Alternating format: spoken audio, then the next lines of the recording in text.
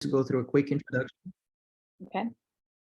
Alrighty, so good evening, everyone, and thank you and welcome for another edition of the Benjamin Rush Institute's virtual event series. My name is Cleo Gama, and I'm a third-year medical student at Liberty University College of Osteopathic Medicine. I'll be your host for this evening's program. Our very special guest today is Dr. Amy Walsh, a board-certified family medicine physician with over 20 years of healthcare experience.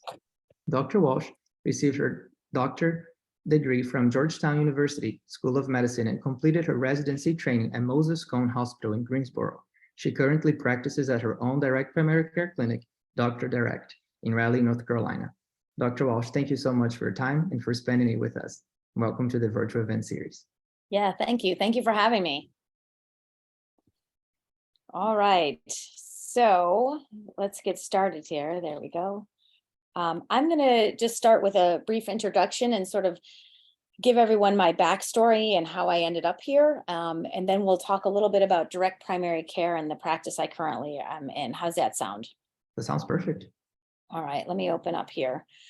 So it's interesting because, you know, when you're in med school, let me go ahead and I share that. Am I sharing my screen? Is that good? Yes, ma'am. Okay. So, you know, while you're in med school, life is so busy, right? So busy. And you never really, you know, you want to be a doctor, but you've got, you know, studying and labs and rounds and memorization and all this stuff. You never really get a chance to sort of say, what are my career plans? What kind of doctor do I want to be? You know, what is on your checklist? And so when I speak to students and residents, I ask them that, like, what's your dream job? I asked that of a resident recently. I said, what's your dream job? When you finish up, what do you want to do? And that resident looked at me and said, I've never been asked that before. I don't even know what I would want. And I thought that was, I guess, a little bit sad, and I was saddened by it. But at the same time, I said, listen, come up with that, because if you don't have a goal, what path do you take? So I asked folks to think about it. You know, do you want a reliable paycheck? Do you want to be in group practice? Do you want to be employed? Do you want to be in a network? Do you want to be hospital, inpatient, out-time, full-time, part-time, private practice? All those things, you sort of have to say, that's what I want, what I don't want. So as I came out of school, I wanted to do part-time family medicine, and I wanted to have a secure job. We had just had our first or second child at the end of residency. And so I've done almost all of those things. I've been in group practice, I've been part-time, I've been employed, I've been salaried. I was part of a big hospital network, two of them actually. I was part of Duke and I was part of UNC. And I had a really good job with some decent benefits. But then as work started to get, I don't know, a little bit different, everything changed in medicine. And this was a good number of years ago. And all of a sudden I was doing less medicine and I was doing more data. You know, this EHR that was supposed to be so great for medicine turned into be this beast in the exam room that was a distraction. And I felt like all I was doing was entering data. I wasn't looking at my patients. I wasn't hearing them. And I was entering metrics, and I was making sure all the buttons were pushed and the coding was correct and the visit was complete. But I wasn't really doing medicine. I felt like I was like a primary care data entry clerk, or, you know, a referral, a cogwheel, you know, and I thought there's more to medicine than this. I felt like everybody was telling doctors how to be doctors, and none of those people had ever been to med school. So I just sort of, you know, it made me scratch my head, and I said, you know what, I cannot practice this way. And that's when I learned about direct primary care. So after being frustrated with working in the system and for a big network, I essentially quit my job. Everyone told me I was burnt out. And I thought, how could I be burnt out? I just spent all these years trying to perfect my skills so that I could be a doctor. That's all I wanted to be. And I wasn't doing that in that role. So I learned about direct primary care. And that's when my life changed. My career was saved, and the light bulb went off in my head. And it was like, you know what? What are the only two things you need for good healthcare? There's only two things that you need. One is a patient, and the second is a doctor, right? You don't need insurance plans and drug formularies and prior authorizations and consults and all this stuff. You just need a patient and a doctor, and that is healthcare. So direct primary care brings it back to those basics. At direct primary care, we are all board certified. Well, in our practice, all board certified family physicians, but we function differently. Instead of contracting with insurances, we contract directly with our patients, and for a low monthly membership fee, we take care of all their primary care needs. We see them for physicals, follow-ups, chronic visits, chronic medication management, sick visits, healthy visits, you name it, we take care of it for them. And we take that, all those primary care visits in our monthly membership, and we couple that with discounted medications and labs that are done right in our office. The most important thing about direct primary care is that those patients that are part of your panel have a direct line of communication with the doctor.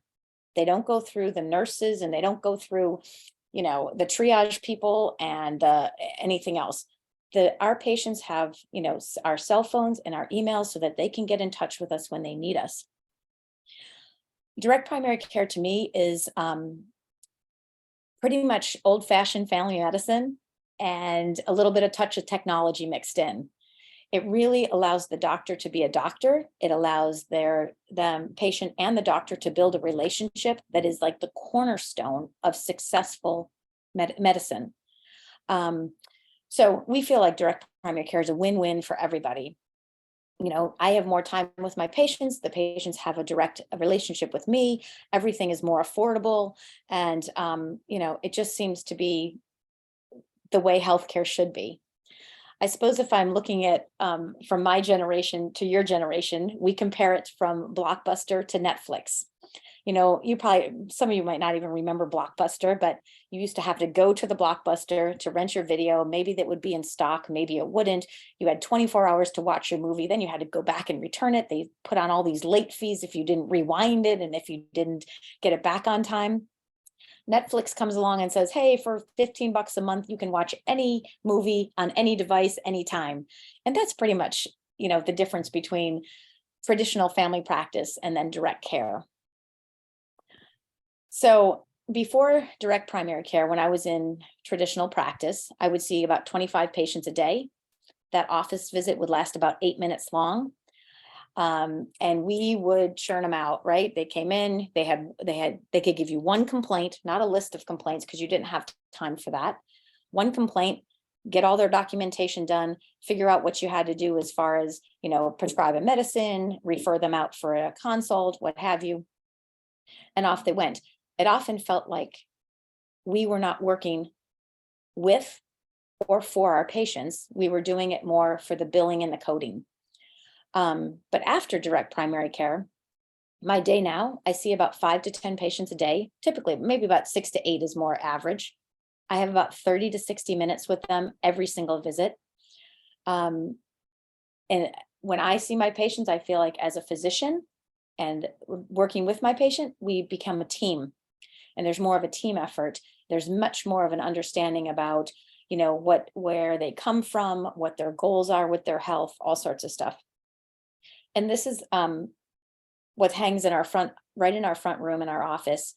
And it really does describe our motto. We do really what is best and right for every patient. And if you think about that, that's what we all should be doing as physicians. We took an oath to do no harm. And in direct primary care, we think that that oath extends to do no financial harm. The healthcare system as it's set up now is certainly not financial friendly to almost anyone. But in direct primary care, we take all of that stuff into account and we make everything as affordable as possible for that patient. But on top of that, we can make individual decisions for them that aren't governed by cookbook medicine or protocols or clicking boxes on an Epic screen. So we really do what's best and right. Can they tolerate a medicine? Can they afford a medicine? What is a reasonable goal for their A1C, not what the insurance company wants it to be. So it really does free you up to take good care of your patients without the cumbersome red tape. I throw this slide up there and I don't really want to dwell on this, but I think the important thing is that, you know, direct primary care, starting out, you may take a little bit of a financial hit because it's tough. You're solo and you don't have any guarantee that your salary is going to be there. You're self-employed.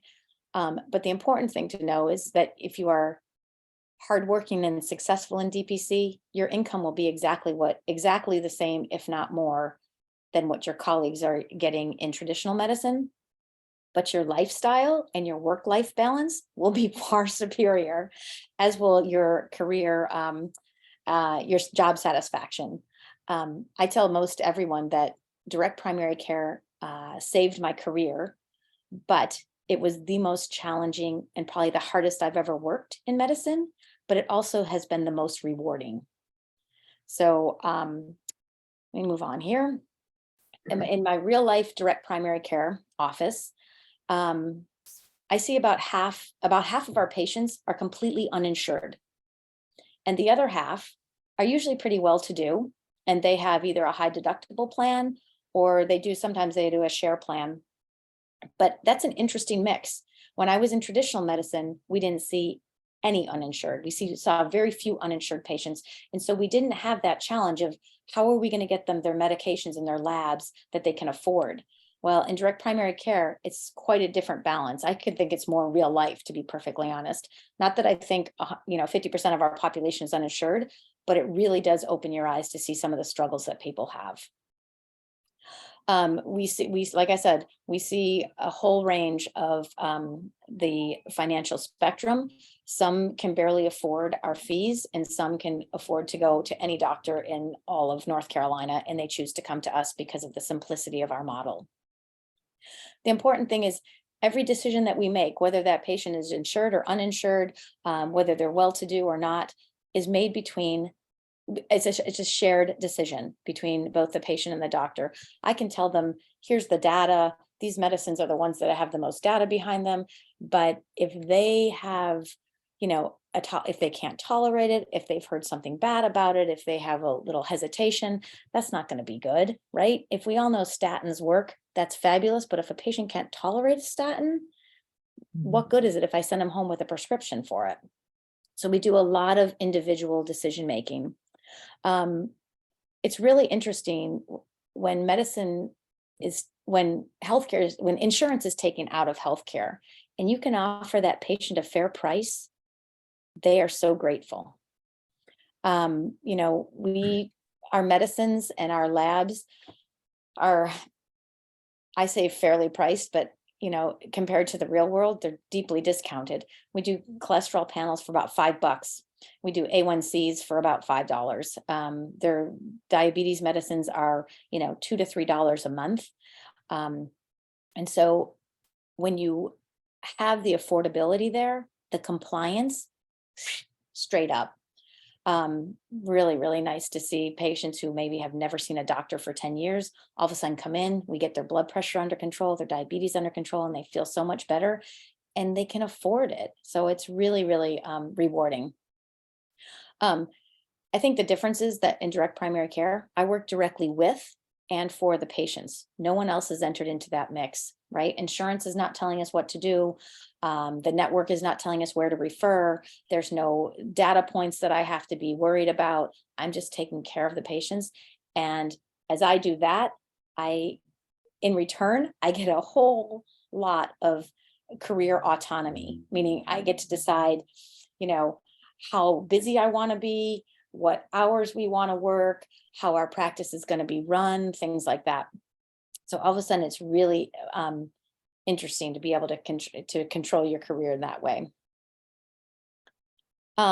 This is just a quick eyeball at across the country where the direct care practices are located. When I started my direct care practice about 7 years ago, there were about 400 practices, and now there's over 1,200. So it's really quite a movement. And I would tell you, most of the doctors practicing in the direct care model are pretty passionate about it and love it. Not only because it saves their career, because they get to be doctors again. I love what I do. I love it. DPC fits with my beliefs in that I think that healthcare should be affordable and accessible. And so that really what has driven my decision. Some have described direct primary care as Marcus Welby with an iPhone, and I like to say it's Dr. Amy with an iPad. It's fun. I am going to leave it at that as I finish up here with what I said initially. There's only two things that are needed for healthcare. Remember, two things: a patient and a doctor. And if you have those two ingredients, you're on your way. So I'm going to leave it there. I'm going to let you guys, if you have questions about my journey, DPC, whatever you like, shoot. Well, Dr. Walsh, thank you so much for this great presentation. And it's so awesome and encouraging to hear your story. And as we look forward, I guess us medical students and residents that may be watching us right now or watching the recording later, they're like great things to be looking forward to. We do have already some pre-made questions in the audience that may be also having questions. They can just shoot in the chat, and we're going to get to see them soon. But I guess the first thing I want to ask you, could you share with us a little bit more? You have this great curriculum in other places that you worked until you reached the point of being burned out. Of being frustrated. Yeah, frustrated. I guess that's a better word. Could you share with us a little bit about this process of finding direct primary care? How did it work for you to start your own practice? How long did it take for you to reach this point of breaking even and all those things? Okay, so let's go that back here. So I decided when I got so frustrated with my job, I felt as if I didn't feel like I was doing my best work. I felt I was unappreciated. All those things where I got frustrated. I decided to leave that job, and I think I'll be honest, I didn't have any plans in place. So I left my job. My husband was supportive, and he said, if this miserable, just take some time off and we'll figure it out. And so I thought maybe I was going to go back to school and maybe get an MBA. I thought maybe I would just work at Walmart and be a greeter for a little while and just like have something that was, less stressful. But as I took a step away from medicine, I realized that I really did. I did enjoy it. And so I started reading across the country, like, what are other doctors doing? There has to be something that's better than what I was doing. And that's when I Googled burnt out physicians or the cure for burnt out physicians or something like that. All of a sudden I had this article pop up about these doctors who were so happy and they were doing their own practices in this thing called direct care. And I was like, damn, explain this to me. So I ended up reaching out to Josh Umber in Atlas MD and then a couple others. And I said, who's doing this and how do you do this and how can you just go practice without insurance and what does this work like? And so I took probably 3 to 4 months to do as much homework as I could about direct care. I went out and visited a couple practices, saw how they worked, came back, learned about some of the laws in North Carolina and said, I can do that here. I can do it here because it's really not rocket science. It's really, a couple of, not that you don't have to do your homework, but it was relatively simple in figuring out the logistics of things. You need an office, you need an EHR, you do need some upfit costs. So it took me probably about 6 months or so from the time I quit till I said, yep, I'm absolutely doing this. I've done my homework. And then another 3 months to get all those pieces in place. I did attend a DPC summit. But in essence, I reached out to every doctor I could learn about or know who was doing direct care. And I said, just teach me. And this whole community of DPC doctors were more than willing to talk to me, to invite me to their clinics, to show me how they worked. And that's really how I learned. I went to every conference that was DPC related that year, networked with a bunch of people, figured out which system was going to be right for me, figured out my pricing, all that stuff. So it probably took me about 9 months from the time I learned about DPC until I opened my doors. My upfit costs were about, I want to say about $35,000 to $40,000 to get my office up and running with equipment and some of the space alterations that I had to do. And then at that point, it was learning how to market my practice and sell it to the patients. And in that I'm pretty proud of the fact that the first year that I opened, we were full inside of 8 to 9 months, which was crazy busy, crazy busy. But for us, it worked. And then I was solo for the first year of our practice. And then in year 2, I brought on another doctor, and now we've been open for 7 years, and I brought on a third doctor just last month. Wow, that's awesome. And congratulations to all these Yeah. great new people joining you. Yeah. I tell you, one of the interesting things is most of the DPC doctors that I have met are probably 10 to 20 years younger than me.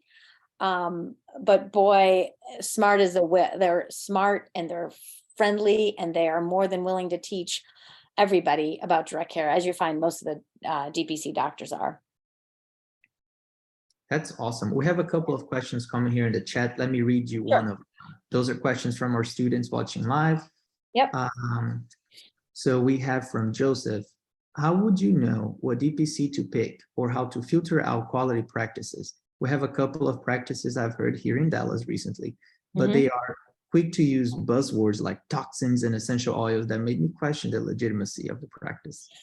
So, the interesting thing in DPC is you do get to mold your own practice. So there's plenty who are in the DPC space who may have a little bit of an alternative view to some different types of practices. There are some that are do a little bit of functional medicine. Some do a little bit of holistic stuff. How do you filter them out? Check out their website, call and talk to them, see if they just want to just chat with you. If you're looking to join a DPC practice, you certainly want to find a good fit, right? So there's different resources. You can certainly check out what's called dpcfrontier.com. They have a big map and a lot of information about DPC. You can check out the DPC Alliance page. They've got a directory as well.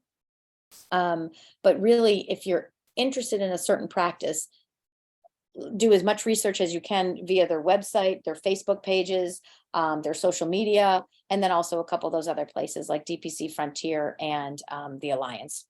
Or call around and ask some other DPC docs. Everyone's happy to share. That's right. Thank you for those resources. And another question that we have is, what is your advice for doctors now coming out of residency, wanting to practice direct primary care? Is DPC something that they can pursue right after they finish their residency? And if so, what resources are there? I guess you mentioned some. Yeah. That could help new doctors open their new doors. So it's funny. There is a little bit of a hesitation of a resident coming out and just opening up. I mean, that's a big task, right? That's a lot to do. But I think I know it can be done. There's plenty who have done it successfully. And I guess my recommendation would be, one, to make sure you're doing your homework. Remember I said I did about 3 to 4 months worth of homework. Boy, I read every resource. I went to every conference. I networked with every doctor I could. And you can still do that as a resident, right? I know there were resident scholarships for the DPC Summit every summer. So if you're interested in that, you should, let the DPC Alliance folks know that. And the AFP, I think the AFP sponsors them as well. But it's definitely doable out of residency. It just takes a little bit of takes a lot of hard work, and it takes a lot of, I call it homework. You got to know what you're getting into. If you're hesitant about opening your own practice out of residency, you could certainly join an existing DPC practice. There are plenty that are hiring. There are plenty that are looking. Maybe you'd have to be really willing to relocate to a different part of the country. But I think on the DPC website, on the DPC Alliance website is also a job listing. I know another resource is DPC News. I think they have trying to keep a list. Again, network with some of the other doctors. And if you are interested, boy, which part of the country, and then hit up one of the directories, either on the Frontier or the Alliance map, and just call them out of the blue. That's how the resident who I just hired, she called us out of the blue, and it was a perfect fit. And we interviewed and we hired her. Awesome. Isn't that crazy? That's great. Not crazy. Yeah, it was great for both of us, right? Absolutely. We have another question from our audience. Noemi is asking, what hospital that you have been employed in the past have you felt that has given you the closest DPC experience comparable to what you do now? Say that again. Well, hospital that you have been employed in the past, have have you felt that gave you the closest experience that's something that's similar to the DPC? I want to say neither. I don't think traditional medicine is even close to what I do in DPC. I think in traditional medicine, there's so much emphasis on data points and protocols and preferred medicines. And I don't practice that way anymore. Meaning if someone comes in and their A1C is 10, well, maybe they started at 14. So that 10 is not so bad. If I can work with them and get it down to an 8, that's great. But I don't have any allegiance to any data point or protocol except for what's good for that patient. So I don't think any network or any employed physician was even close to what I do in DPC. In DPC, we've got to practice a lot differently. There's patients who sometimes can't afford a steroid inhaler. And so if you have an asthmatic who can't afford a steroid inhaler, but they have chronic persistent asthma, what are you going to do? Yeah. So you have to start thinking out of the box, right? And so you're like, well, maybe Singular would help them, or maybe there's a different way to go about this, or maybe, there's just so many different problems and clinical judgment that we use in DPC that are different than traditional medicine. So I don't think any employed position that I have had in the past prepared me or was similar to what I do now. I worked in traditional medicine for at least 20 years. And I will tell you, I learned more about clinical medicine and our healthcare system in the first 2 years of DPC than I learned in those 20 years. Wow. If you can believe that.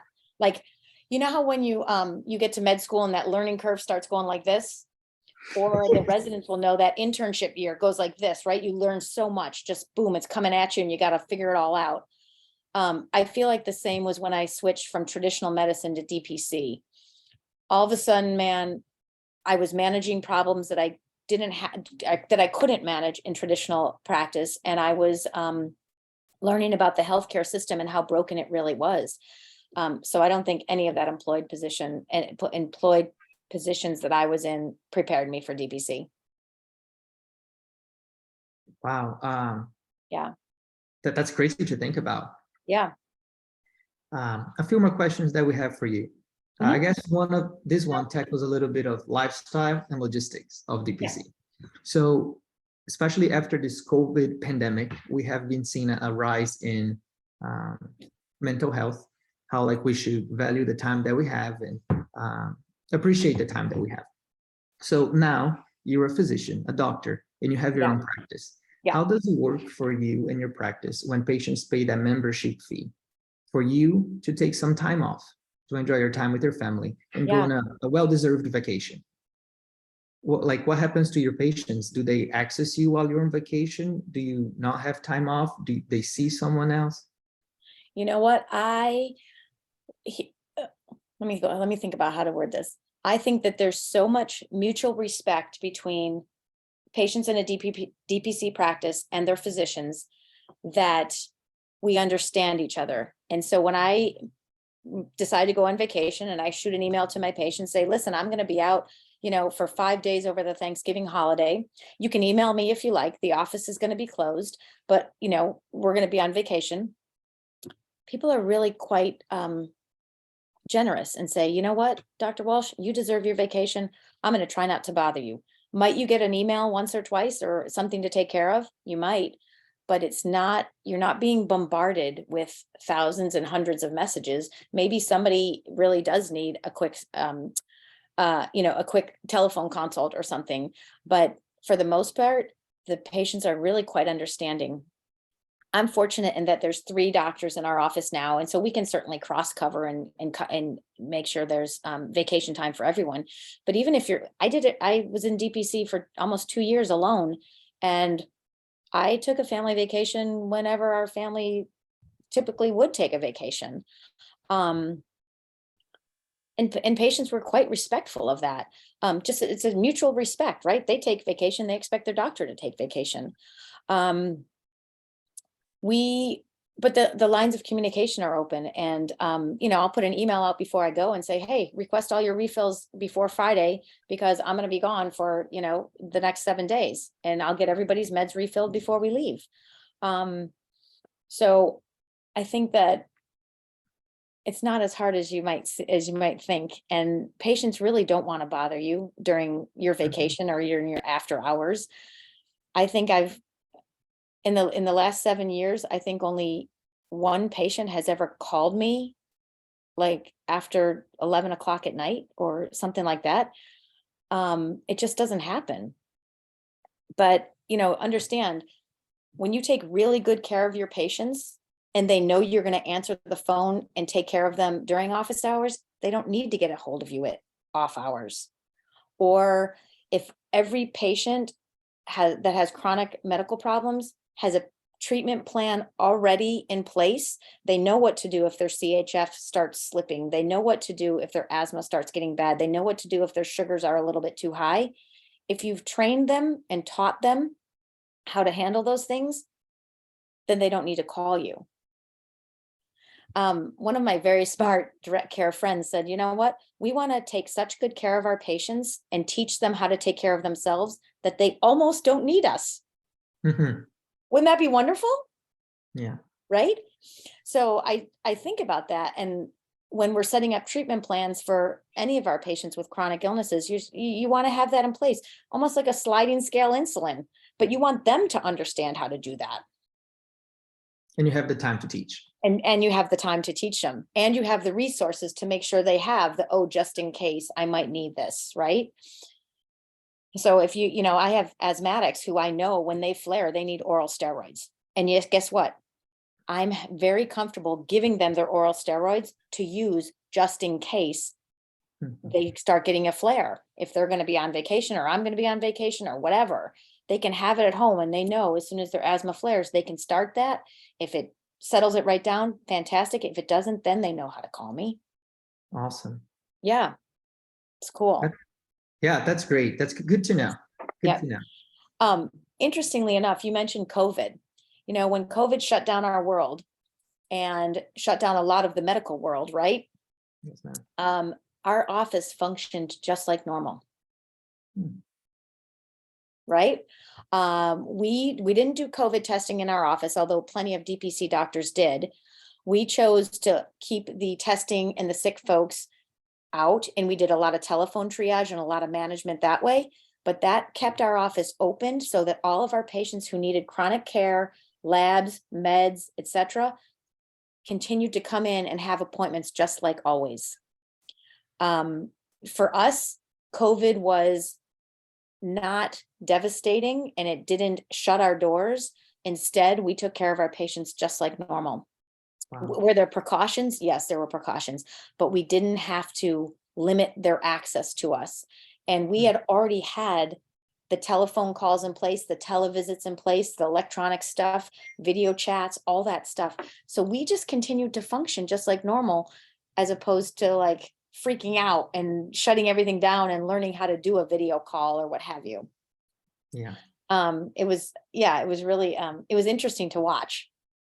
That's neat. That's good. Good. Yep. It's good to know that like you're able to take care of patients when so many doctors weren't able to. Right. And they had a direct line to it. They had a direct contact to us. So when everything was so confusing and no one knew, how many days and what about this and how about, so we would have, we would do emails, practice wide emails. We would do telephone consults with them all the time, just sort of saying, hey, here's what you should do. Here's when you need to worry. Here's when you don't.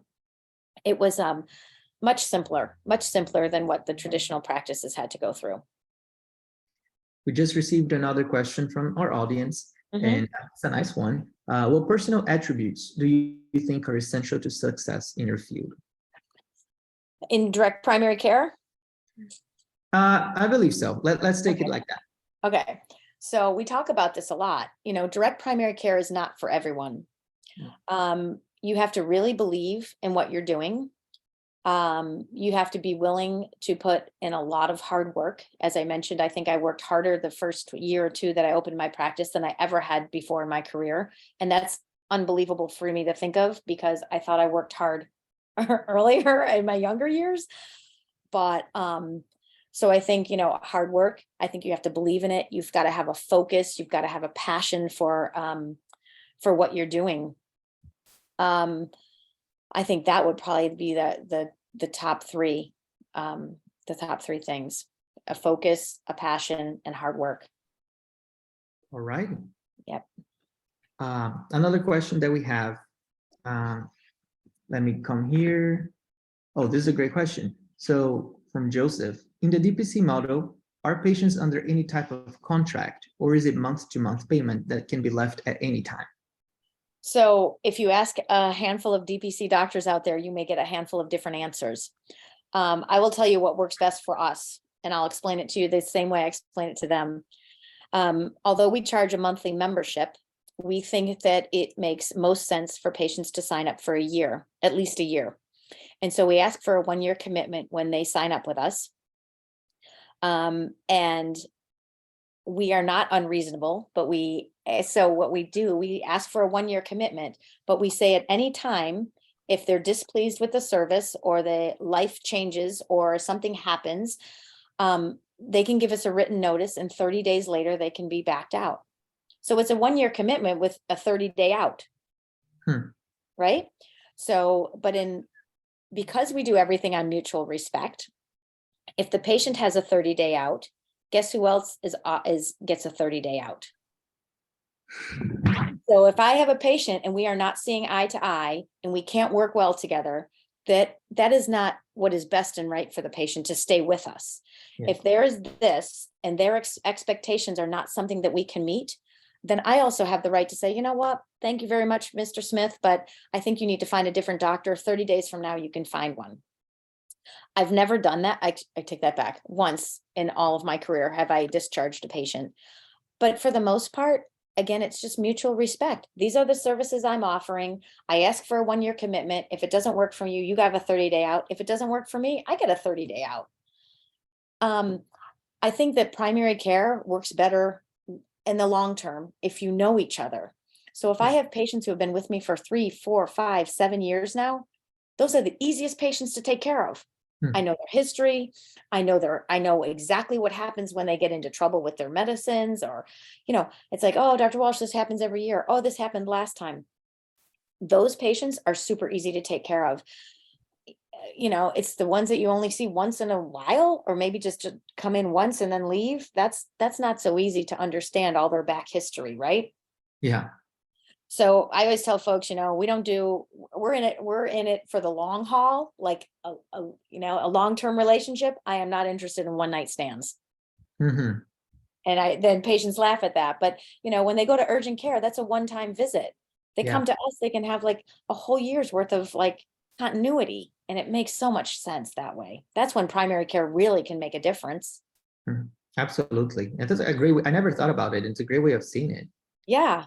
I mean, think about it. If a patient has a primary care doctor in the traditional model, but they can only see them maybe once a year because they can't get in with them, or they're busy, or they're not open when they're sick, well, that's not really a primary care doctor. That's just a one-time visit.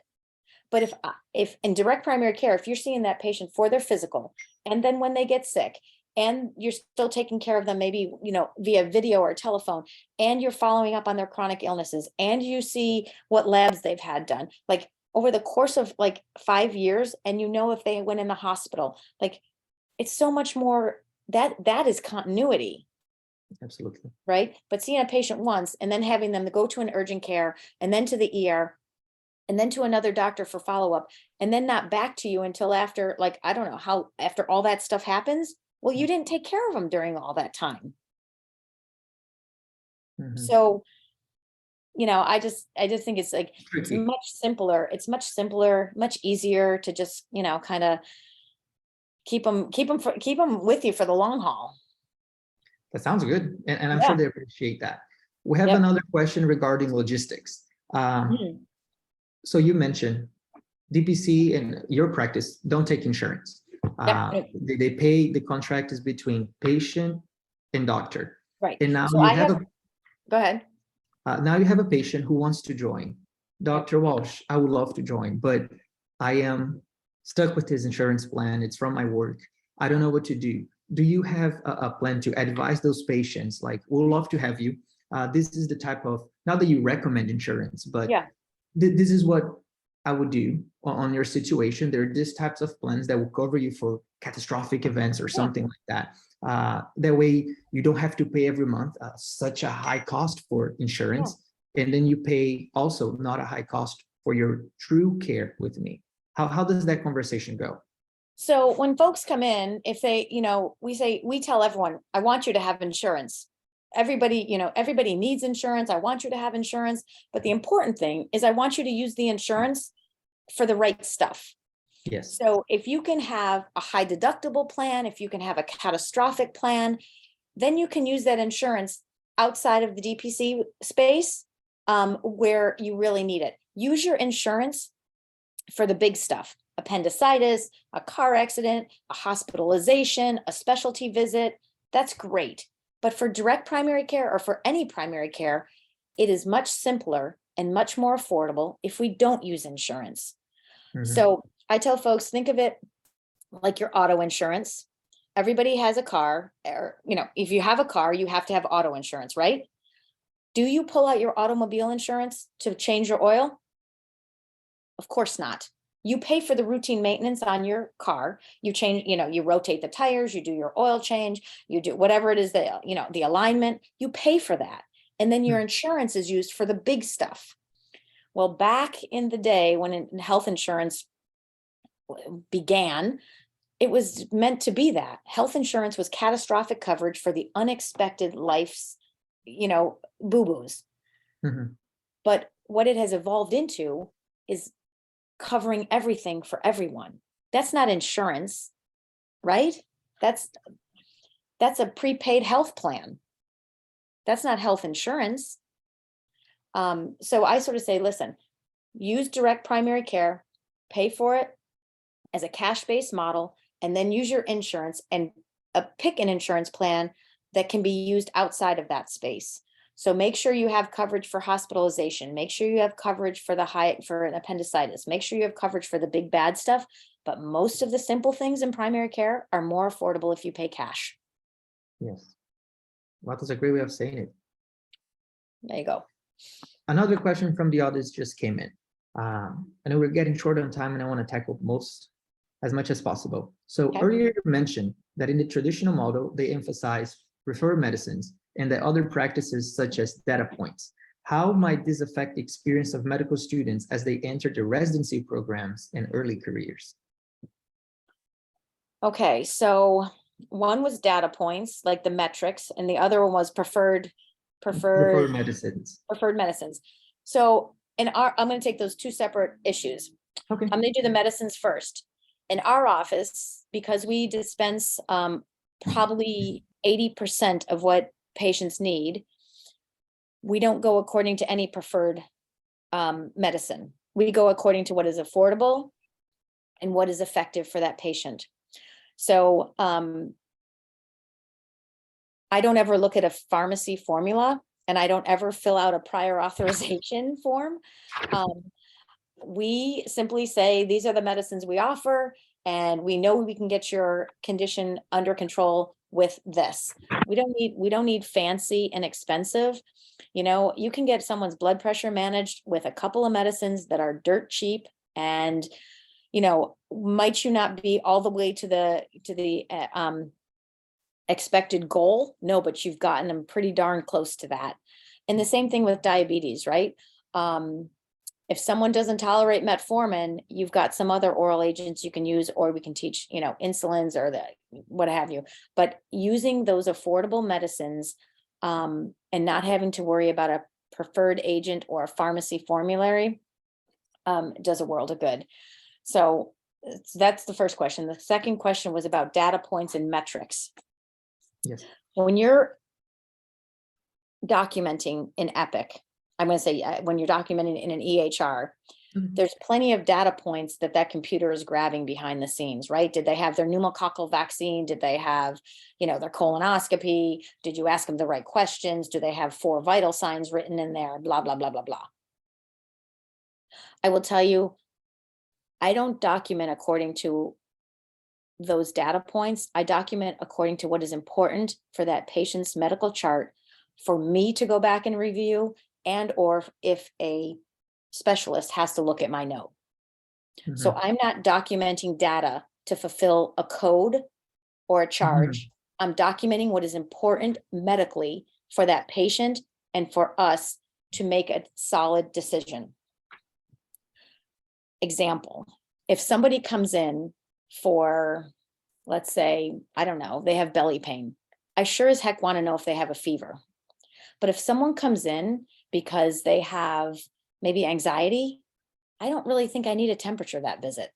So instead, I want to sit and talk to the patient. And it doesn't matter if I put 4 vital signs or no vital signs, right? So I don't document according to data points and metrics. I document according to what's important for them to make a solid medical decision. Yeah, that makes sense. Yeah. I mean, that's how it, well, this is going to date myself, but that's how it used to be, right? Until all of a sudden we've got these CPT codes and you have to have this many review systems to get a 99214 and all that stuff. Like, yeah, no, I don't do that. DPC doesn't do that. So DPC sounds fantastic. It's something that I am truly interested in and really looking forward to it. But for someone who's still in the fence, and we hear all these great things and it sounds like the perfect dream. I am sure that DPC comes with its challenges also. Yes. Every model has absolutely. its challenges. Would you be able to share some of these challenges with us? So, everything, you're right. There's 2 sides to every issue. What are some of the challenges? I think the biggest one is in DPC, especially, if you're not going to be an employed DPC doctor, you're going to be running your own show. There's a lot to learn with practice management, right? So when something happens, the internet goes down. Guess who's on the hook for it? You are. Right? Oh my gosh, the billing got mixed up. Guess who's on the hook for it? Oh, 15% of your patients didn't pay this month. Guess who's on the hook for it? So there's a lot to learn with practice management, things like that. Do sometimes you get burnt out? I think it's a different type of burnout. You can certainly get weary of a lot of unnecessary. You can get weary of like the constant. It's not the constant inflow of questions and some asks. So that's where I sort of say, you have to have a mutual respect, and you have to be willing to say, listen, hey guys, like, I'm here for you. We try to keep everything during office hours, but occasionally if something happens after the hours, just text me then or email me then.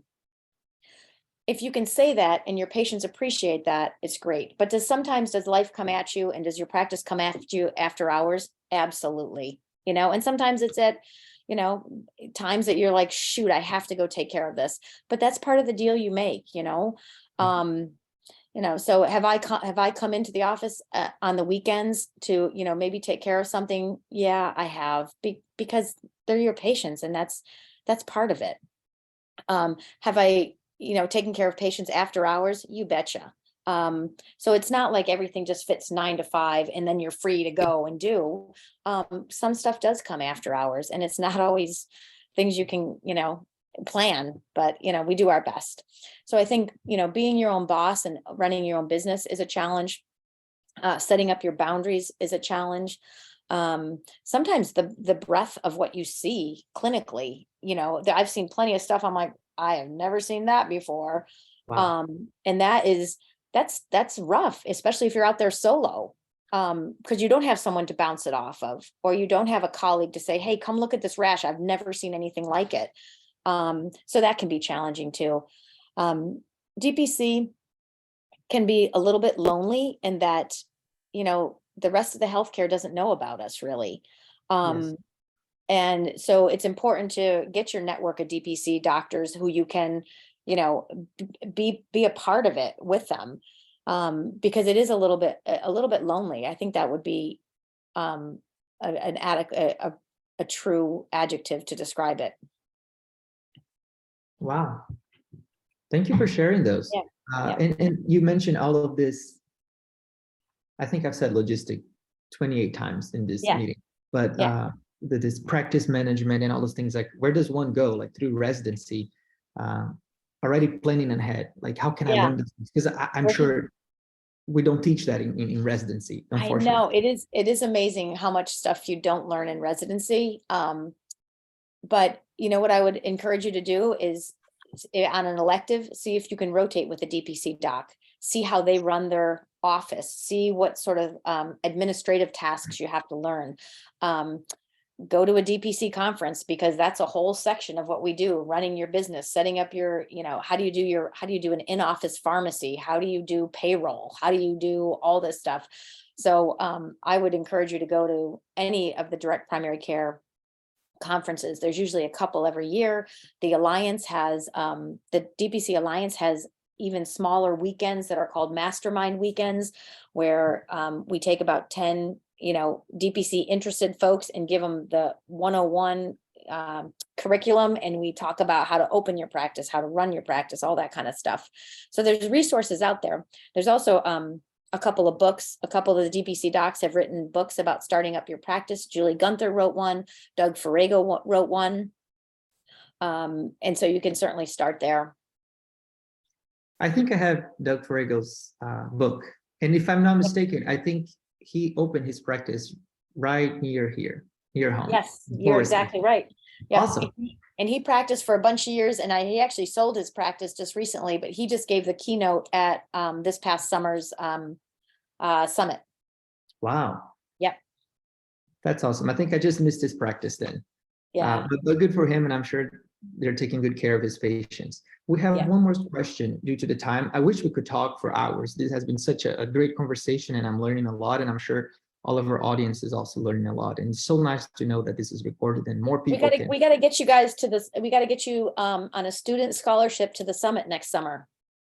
Please, I'll take. I'm not kidding you. Seriously, email me because I know they haven't announced the dates or anything for the summit, but I know every year I think they sponsor like a handful of students, and it's awesome. And the students are there, and we've got a med student representative on the Alliance's board, I think. Oh, wow.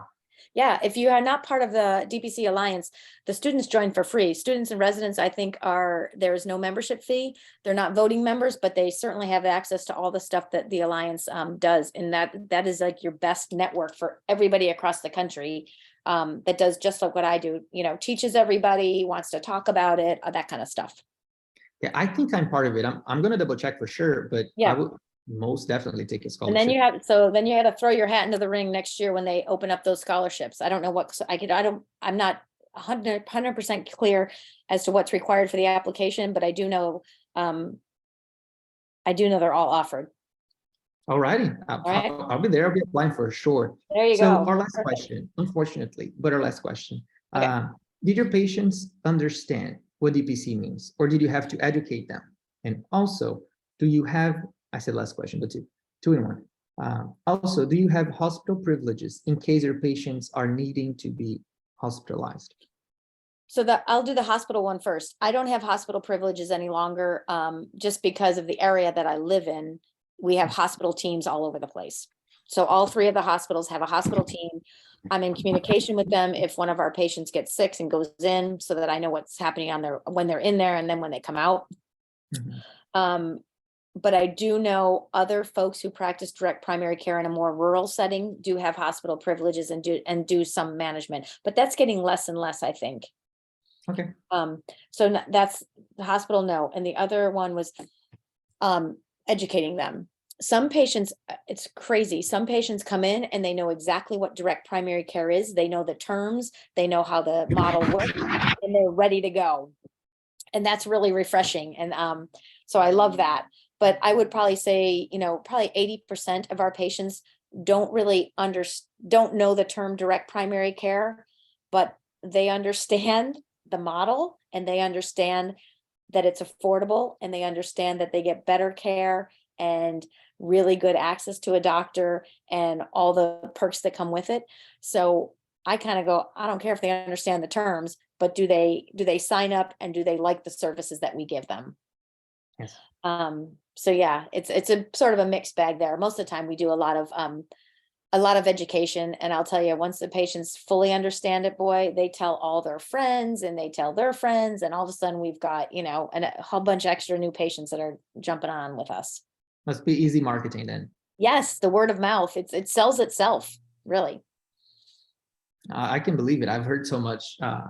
We have a doctor local that does direct primary care, and I know some of his patients. And if I could get $5 for every time they talk such great things about their doctor, I'll pay for my medical school tuition. Yeah, yeah, right. I mean, it is so rewarding to see the patients so appreciative, right? They're like, this is like the greatest thing. And, you know, I had one patient who signed up with us 5 years ago, and she came in for her physical this year. And she's like, you know what? She's like, Dr. Amy, that was the best decision I ever made. And I just thought, oh my gosh, like 5 years, I've taken care of her entire family now for 5 years, like everything. And she's like, I can never imagine going back to the tradition. She's like, I can't imagine going back to a traditional office. Well, that's awesome. That must be so rewarding. It made It it is, everything yeah. worth it. Yeah, it's really nice. And like, it's not that hard, right? What we do is not that difficult. We're well trained. We know how to take care of patients. It's just a matter of just getting all the red tape out of the way so that they just get really good care. That's right. That's right. Yeah. And this has been such a great time. I wish we could extend for another hour if it were up to me. But I also want to be respectful of your time, ma'am.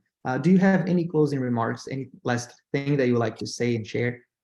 So if you said most everybody on here is a med student and or a resident, I'm going to go back to that first slide. I'm going to go back to that first point that I made on one of the earliest slides is sit down and think about what is your ideal job? What is your ideal career? What does that look like? And if you can start to answer those questions, it will pull you in a direction. If it pulls you towards direct primary care, that's fantastic. If not, that's okay too. But you have to be able to answer those questions before you head down that career path. So I'm just going to ask you to do that. Like, you know, really try to define what it is you're looking for in medicine and what you want to be doing. Wow. That's it. That's it. Thank you. Thank you so much. You are welcome. Thank you for Dr. having Walsh, me. we cannot thank you enough for your presentation, for your time, for your kindness to being with us.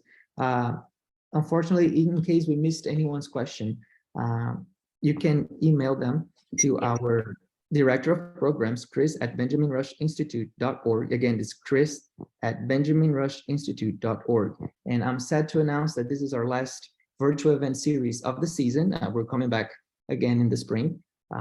But be sure to subscribe for a BRI newsletter to learn more about our future programming. And with that, we say our goodbye for this season. And thank you again, Dr. Amy Walsh. All right, you're welcome, guys. Thank you. Bye-bye.